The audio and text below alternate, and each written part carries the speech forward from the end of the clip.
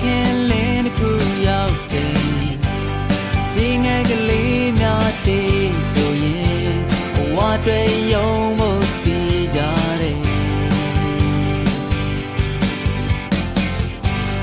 ဆုံးဖြတ်မစောနဲ့ကလေး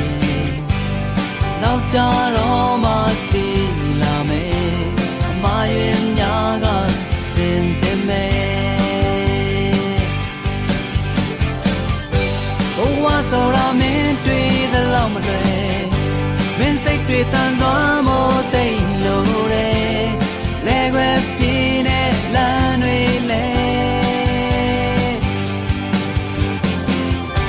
ဘဝဆိုတာမင်းတွေ့သလောက်မလွယ်